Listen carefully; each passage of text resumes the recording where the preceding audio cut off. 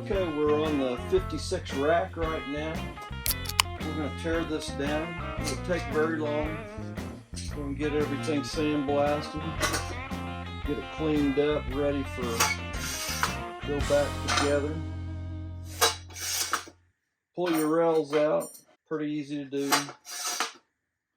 They're using the center hole, and when I say the center hole, so you remember, there's a center hole that each one of these gets pulled out of. You'll see those in there. Get these popped out. You need to take these out first.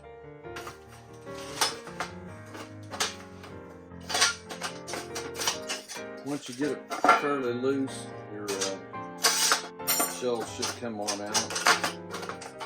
Pick them down, and then in an angle, should pull right out.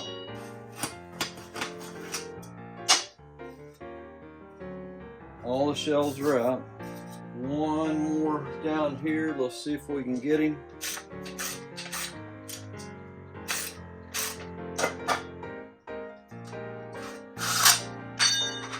So you got two spacer rods at the bottom, and I call spacer rods ones that go in the rack. Rod still goes through it. So if you're debating how to take it apart, actually the next step is removing the faceplate off, and literally comes off that easy. We're going to blast this also, and we'll be painting that back to white. One thing about the 56, usually on an 81, this finish here was real nice, polished out, but this is just regular stamped steel. I'm still going to take this apart, get it cleaned up. It's just nasty. So your next step then, if you want to try to not take the back plate off, flip it over. You will have a clutch head, and I believe it's a 30. You'll take this off, and this will get your rack pretty well apart. Do not lose these screws. Tough to find. Hang on to those with those screws, and then your next piece will come right out of the bottom like that. So we'll get all these popped out. Hard to find just pieces on some of these. So they're all out of there. I'm going to get a little tray and put all that stuff in there right quick. That way we don't lose anything. We can drop all those housings out of there now. And as you can see, we're basically in two pieces. We'll take this off. One little spring that pops in there. You can take it out of here or out of the other side, whichever one you want to do. And then that just comes out of the other side. So if you want to kind of keep that intact, clean that up separately. We'll get all this bead blasted tomorrow, and hopefully make all this stuff look new again.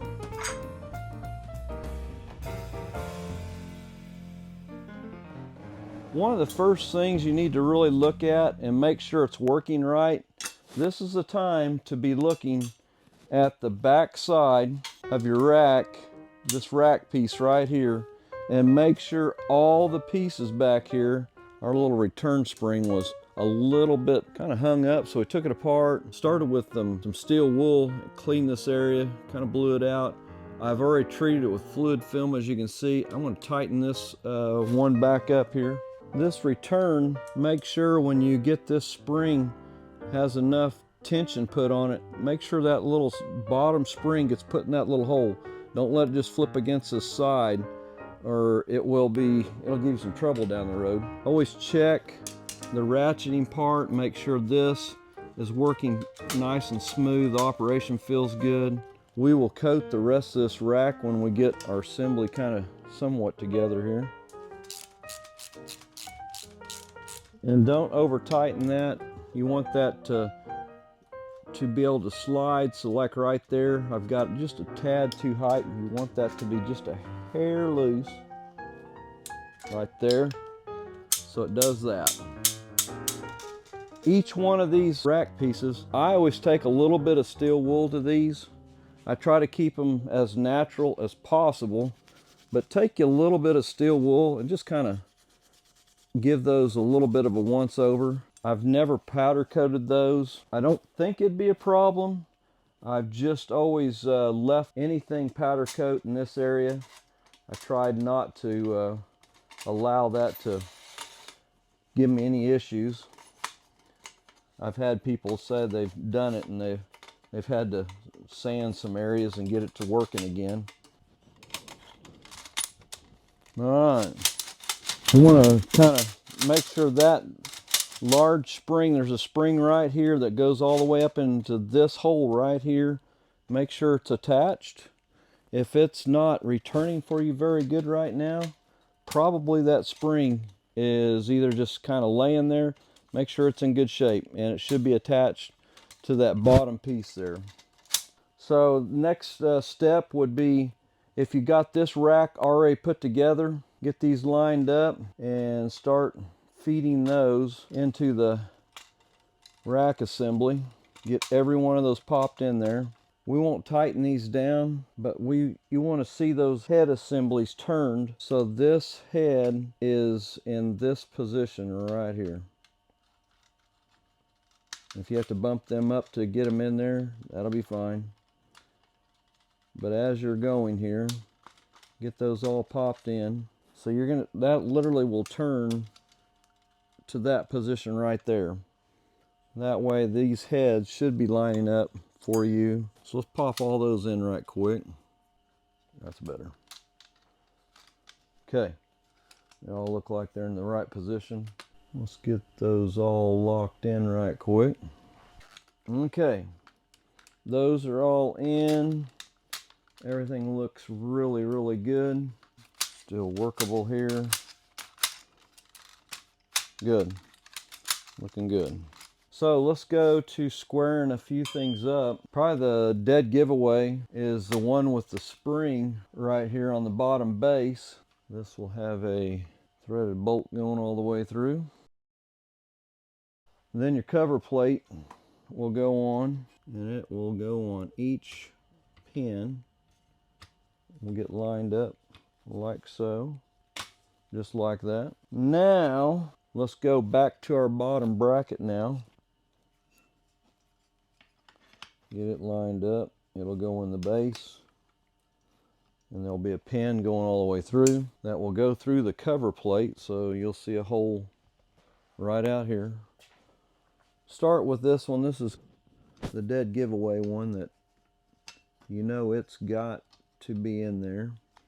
Slide that all the way through, and it should go through right over here. And start your nut there at the bottom, and that ties that one in. And if memory serves me right, the next one, there is a shelf that it goes through, so we're going to do it last. We're going to go up to the top. There will be 2 of the cylinder ones up there. Slide it through.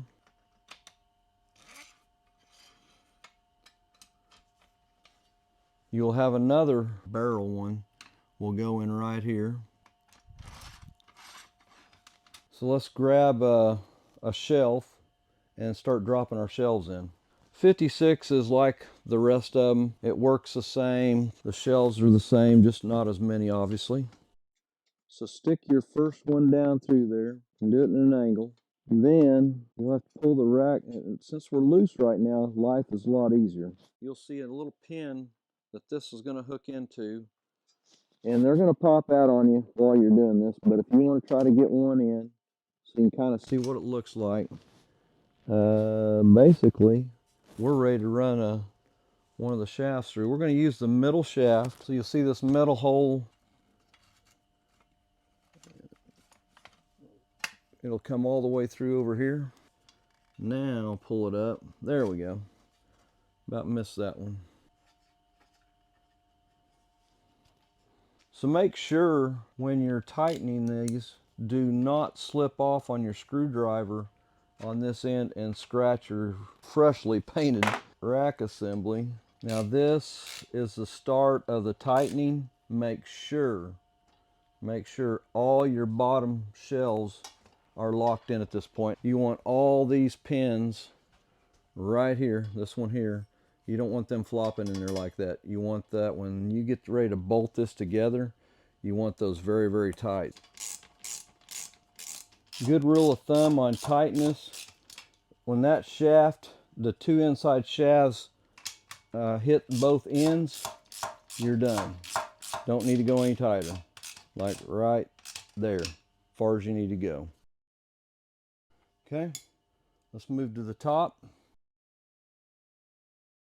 All right, now that you've got all these in place, make sure they're tapped in all the way, seated all the way down.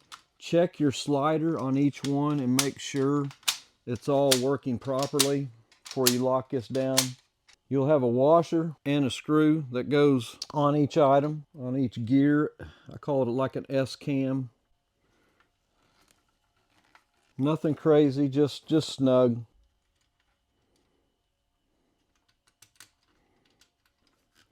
Make sure you get that washer on each one. It will need that washer to hold those into place. So we're going to check each one of these now. Everything looks like it. Pretty good. We will now put a little bit of fluid film on the rack. Not much, just enough to get the lubrication on the plates.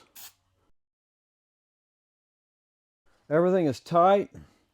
Spring, if you need to get the spring tighter, if you feel like it's not pulling quick enough, you can always adjust that right here. And you can do that on the machine, not that big a deal. We'll get that installed into the machine here.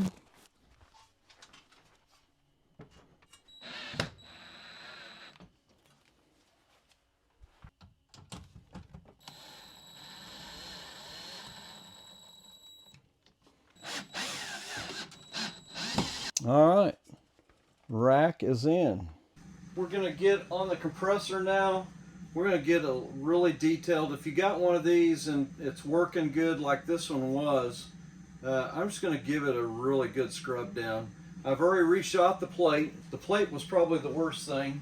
56, they did all their plates in red. The plate for the compressor area, man, that's gonna be a big difference on this machine, is having that cleaned up. Obviously we're putting new motors, new thermostat, new wiring. It will be very, very nice.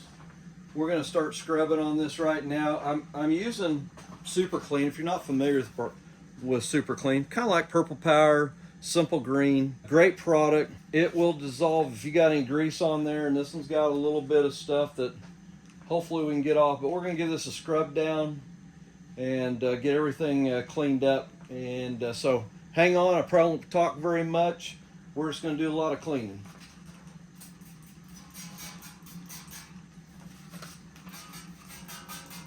We'll get ready to paint this now, so we'll be right back.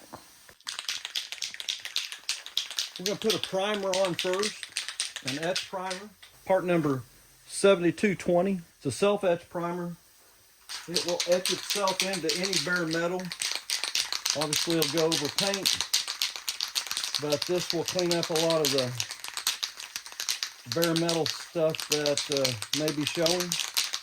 But I like to put a coat on everything, so we'll coat everything in a primer right now.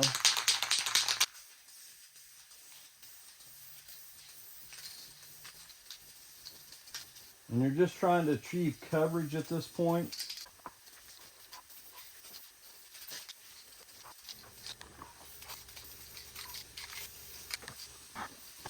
We'll let that set up just a little bit. We're going to shoot the evaporator in a hammered gray, part number 7214-830. Hammered gray, made by Rust-Oleum.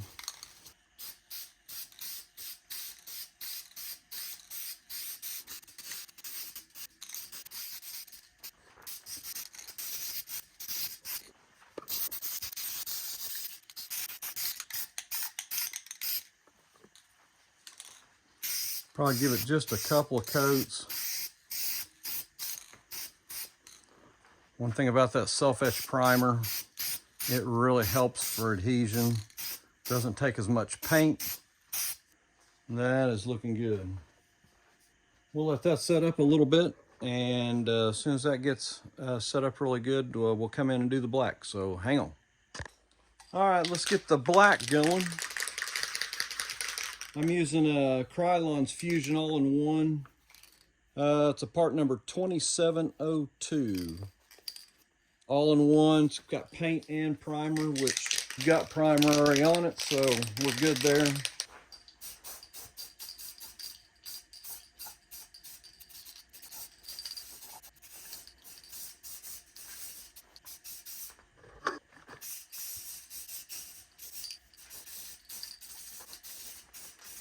If we need to hit a couple of coats on that, we will. But I probably went over a lot of areas 2 times. One thing I like about this product, you can put it a wet on wet application. It does really well. But that is a long shot from what we just pulled off of that plate a day or so ago. So we're gonna let that dry, and we'll be right back.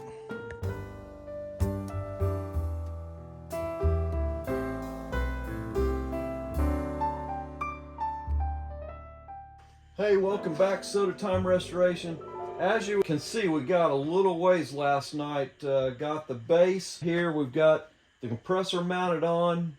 We're getting ready to mount the condenser. The evaporator's all done. We're going to put the motors back in this evening, and we're going to see if we can get this thing running tonight. We're going to do a little bit of the bolt on of the condenser. We'll get all that reattached right quick. I went back red on the base because, you know, started looking, I thought, well, maybe the last guy that did it just painted it red, but I've got another 56, and sure enough, the 2 I've got are red bases. Probably not as nice as this red base, but definitely a big difference in what we've been shooting on the bases.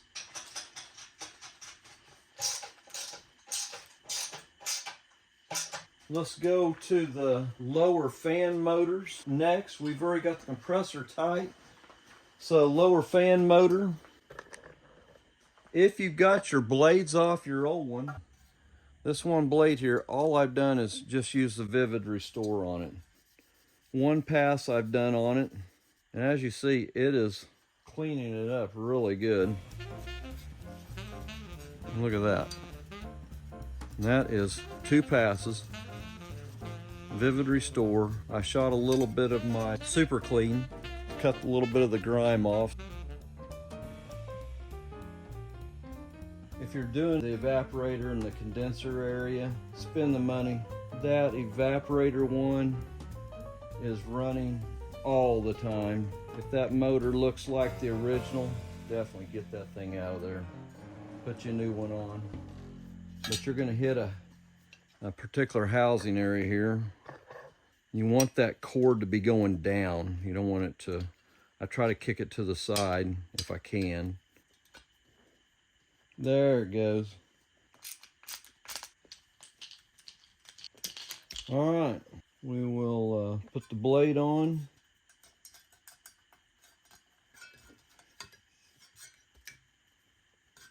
Our clearance looks good there. We'll get it bolted in. Now, if you're putting new bolts in these, make sure you get the right length, because if you get a bolt that is that long, it's going to stick down below your plate. And on a 56, you are mounting to a solid plate down there, and you only got 2 little slots down there that you're going to be dealing with for a cavity, not like a 39 or probably even the 81. Yeah, they both got a rail system on it. You might have missed, but make sure when you're putting those bolts in, make sure they're not in that little 1/8 inch, probably. Maybe it's probably about an 1/8 inch, is going to make a big difference. It will stick past the plate.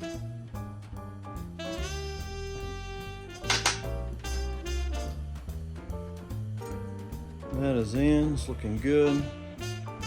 That blade looks super nice in there, being polished out like that. All right, let's move up to the evaporator.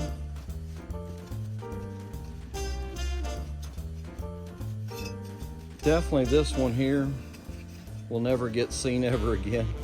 The evaporator one is in a hidden position once you mount it, but it's going to look good when we put it in. Not bad. So remember that if you want to clean up your old fan blade, you know, painting's great, it's quick, it's easy, but you will definitely see a difference. And that was 2 inches Vivid Restore. Did 2 blades, so not bad, not bad. I don't think I've ever really tested it that way, but that's pretty cool. All right, let's get our upper bracket ready here. We've got it coated here. We'll get our motor ready for install. All right, let's get caught up here where we're at. We've got the fan motors all mounted. Back one in. Nice looking blade back there that I'll never see again. So when you're running that cord through here, try not to go direct, do a little bit of a loop. Come through the hole, put you a little bit of a knot there so that thing does not get sucked into that blade. There's some loose stuff that we've got to do once we drop it into the cabinet over here. So that's going to be our next step. Thermostat's mounted.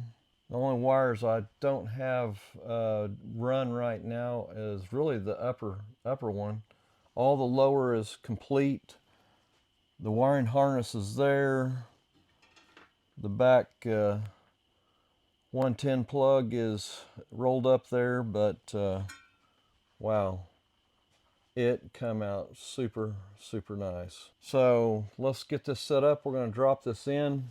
If you've never put a compressor in before, it's probably like, okay, how do I keep from scratching everything up? And that is, the 56 is very similar to the rest of them. I always take some towels, lay on that bottom row, give us a little bit of protection. So get the base set on there about like that. Scoot it up a little bit more and just slowly get everything a little bit closer to the point we're going to start lifting this evaporator up, and we're going to hook it on the edge. So you got a couple of tubes here. So this one to the left, and if you remember, you got a drain tube that's going across there. So be looking underneath there. Make sure you're missing your drain tube. It should have enough clearance there to miss that. You have to tip it to get this first tube in. And once you get it to this point right here, this is where you can pick this up from the back and start moving it over to the top. And start going in with the rest of your unit. The more you go in, the farther you need to take that evaporator. I'm going to check, make sure we're missing my tube right now. There we are. Looking pretty good so far. At this point, get it all the way to the edge. That's going to stay in place. Obviously, that's going to get scooted over a little bit.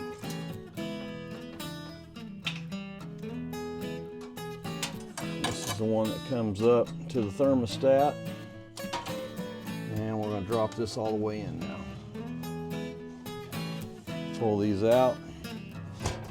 And the next thing you want to be looking for, there's a couple of mounting holes that you're going to hit right here. So you got this wire here is going to connect up your upper fan motor. And then this wire here that I've got draped in the back right now, it's going to go over here to the thermostat, like so. Pretty well. We're going to get everything bolted in here, and we're gonna probably call it an evening. Hey, thanks for staying with us tonight. Stay connected. If you want to stay on this 56, hit that subscribe button. This thing's gonna come out nice. Stay connected with us. Hit that subscribe button. Give me a thumbs up. Throw some comments in there. The 56 is gonna be something else. Thanks a lot, and we'll catch you on the next one.